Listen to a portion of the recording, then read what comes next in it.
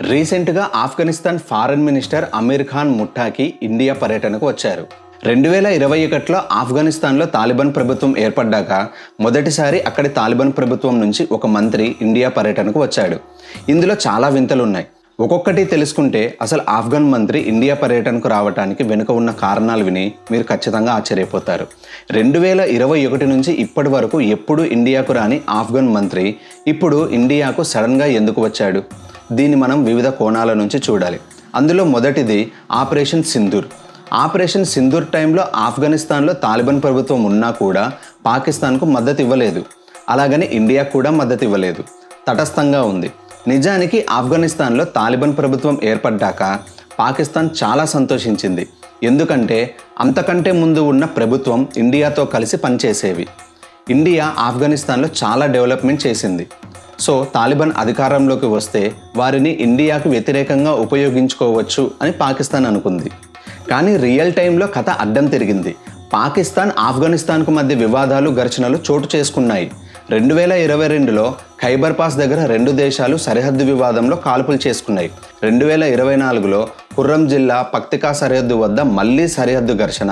2025 టోర్ఖం pass మూసివేత.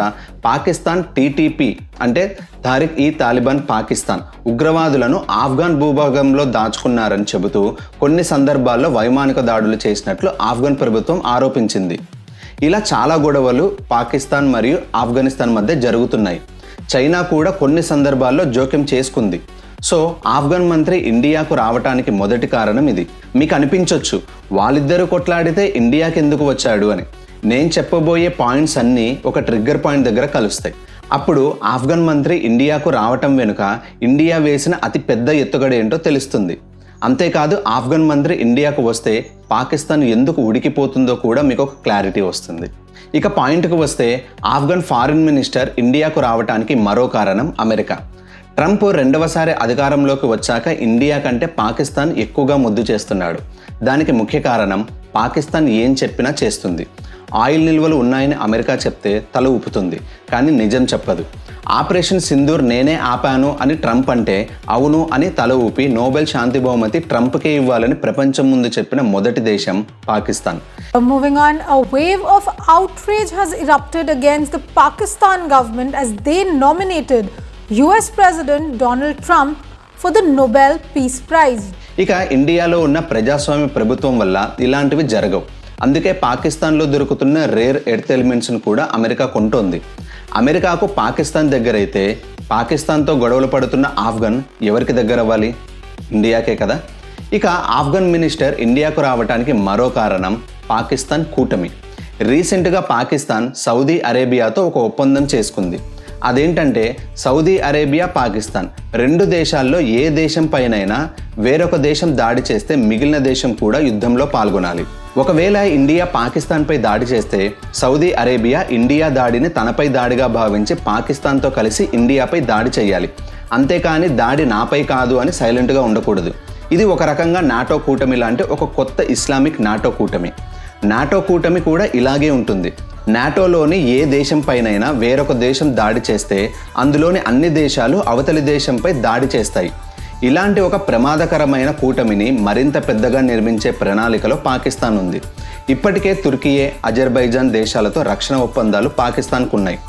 సోమాలియాతో కూడా 5 సంవత్సరాల సైనిక ఒప్పందం చేసుకుంది. ఇది భారత్కు చాలా పెద్ద సమస్య. ఎందుకంటే ఇస్లామిక్ దేశాల్లో పాకిస్తాన్ దగ్గర మాత్రమే న్యూక్లియర్ మిసైల్స్ ఉన్నాయి, కానీ పాకిస్తాన్ దగ్గర డబ్బులు లేవు. ఇప్పుడు ఈ ఒప్పందంలో భాగంగా పాకిస్తాన్ వేరే దేశంపై యుద్ధం చేస్తుంటే సౌదీ అరేబియా సైనిక పరంగా పెద్దగా సహాయం చేయకపోవచ్చు, కానీ ఆర్థిక సహాయం చేయవచ్చు. ఎందుకంటే ఇస్లామిక్లోని చాలా దేశాల్లో సైనిక బలం చాలా తక్కువ. ఇప్పటికే ఆపరేషన్ సింధూర్లో భాగంగా అజర్బైజాన్, తుర్కియే పాకిస్తాన్కు హెల్ప్ చేశాయి. సో పాకిస్తాన్ను కొంతైనా ఆపడానికి పాకిస్తాన్తో గొడవలు పడుతున్న తన పాత మిత్రుడికి ఇండియా స్వాగతం పలికింది. పాకిస్తాన్తో స్నేహంగా ఉంటున్న అమెరికాకు, ఇస్లామిక్ నాటో కూటమి ఏర్పాటు చేసి ఇండియాను ఎదిరించాలనే పాకిస్తాన్కు, ఇండియా శత్రువైన పాకిస్తాన్తో గొడవ పడుతున్న ఆఫ్ఘనిస్తాన్ ఈ పెద్ద దేశాలు ఆడుతున్న చదరంగంలో ఒక పావు అయింది. ఇండియాకు ఆఫ్ఘనిస్తాన్ ఫారెన్ మినిస్టర్ వస్తే పాకిస్తాన్ ఉడికిపోతోంది. ఆఫ్ఘన్ మినిస్టర్ ఇక్కడికి రాగానే పాకిస్తాన్ కాబూల్లో వైమానిక దాడి చేసింది. కాబూల్ ఆఫ్ఘనిస్తాన్ రాజధాని. తెహ్రీక్ ఈ తాలిబాన్ పాకిస్తాన్ అనే మిలిటెంట్ గ్రూపు నాయకుడిని లక్ష్యంగా చేసుకుని దాడులు చేసినట్లుగా పాకిస్తాన్ చెప్పింది. నిజానికి ఈ దాడిలో సాధారణ పౌరులు చనిపోయారు. ఆఫ్ఘనిస్తాన్కు ఎయిర్ ఫోర్స్ లేదు. ఇక ఆఫ్ఘన్లో ఒకప్పుడు 1996 ప్రాంతంలో తాలిబాన్ ప్రభుత్వం ఉన్నప్పుడు ఆ ప్రభుత్వాన్ని గుర్తించిన అతి కొద్ది దేశాల్లో పాకిస్తాన్ ఒకటి. కానీ 2021లో ఏర్పడిన తాలిబాన్ ప్రభుత్వాన్ని పాకిస్తాన్ గుర్తించలేదు. అదేవిధంగా ఇండియా కూడా గుర్తించలేదు. ఇదే కాకుండా ఆఫ్ఘన్ తాలిబాన్ ప్రభుత్వ అధికారులు ఒక్కసారి కూడా పాకిస్తాన్ వెళ్ళలేదు. అమీర్ ఖాన్ ముట్టాకి ఇండియాకు వచ్చినప్పుడు కూడా పాకిస్తాన్ అనుమతి తీసుకోలేదు. కనీసం పాకిస్తాన్కు ఒక మాట కూడా చెప్పలేదు. ఇక పాకిస్తాన్ ఆవేశంతో ఊగిపోవడానికి మరో కారణం ఆఫ్ఘనిస్తాన్లో ఇండియా అంటే అత్యంత గౌరవం. పేరుకు తాలిబాన్ ప్రభుత్వం అయినా ఇప్పటికీ ఆఫ్ఘన్ ఇండియాతో స్నేహాన్ని కోరుకుంటుంది. ఇక పాకిస్తాన్ ఫారిన్ మినిస్టర్ ఇండియాలో కలవనున్నది ఎవరినంటే ఒకరు ఇండియా విదేశీ వ్యవహారాల మంత్రి జైశంకర్, మరో అధికారి అజిత్ దోవల్. జైశంకర్తో పెద్ద ప్రమాదం లేదు అని భావించే పాకిస్తాన్ అజిత్ దోవల్తో ఆఫ్ఘన్ మంత్రి మీటింగ్ అంటే కాస్త వణుకుతోంది. ఎందుకంటే అజిత్ దోవల్ ఏం చేయగలడో ఇప్పటికే పాకిస్తాన్కు చాలాసార్లు తెలుసు. ముఖ్యంగా ఆఫ్ఘనిస్తాన్కు పెద్ద మిలిటరీ లేదు, ఎయిర్ ఫోర్సు అసలే లేదు. సో ఈ తరహాలో ఆఫ్ఘన్కు ఏమైనా సహాయం చేయొచ్చు. అలాగే ఆఫ్ఘన్లో అపారంగా ఉన్న ఖనిజాలను ఇండియా ఆఫ్ఘన్ సహాయంతో వెలికితీసే అవకాశాన్ని కొట్టిపారేయలేం.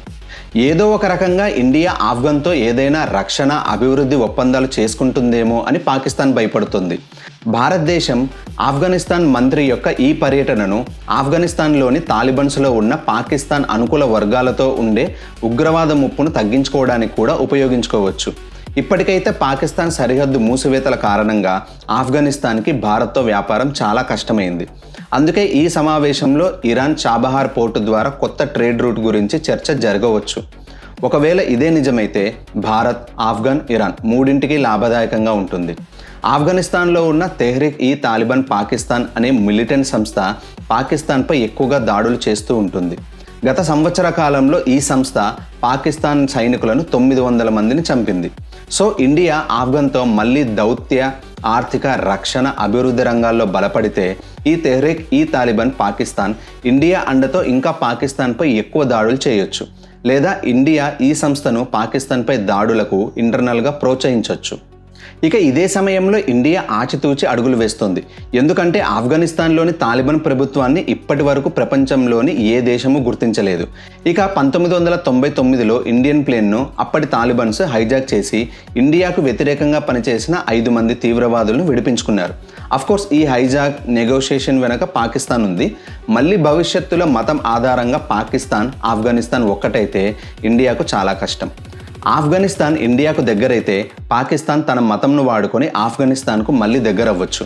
అలాగే అమెరికా అండతో ఎదగాలని చూస్తున్న పాకిస్తాన్ను ఆఫ్ఘనిస్తాన్తో సంధి చేసుకోమని అమెరికా చెప్తే పాకిస్తాన్ అదే చేసేలా ఉంది. తాలిబాన్లో ఇంకా పాకిస్తాన్ ప్రోత్సాహంతో నడుస్తున్న హక్కానీ గ్రూప్ ఆధిపత్యం కూడా ఉంది. అందుకే ఇండియా చాలా జాగ్రత్తగా వ్యవహరిస్తోంది. ఇప్పటికైతే ఆఫ్ఘన్ మినిస్టర్ చాలా బిజీగా ఉన్నారు ఇండియాలో అనటం కంటే ఆఫ్ఘన్ మినిస్టర్ను బిజీగా ఉంచుతోంది భారత్.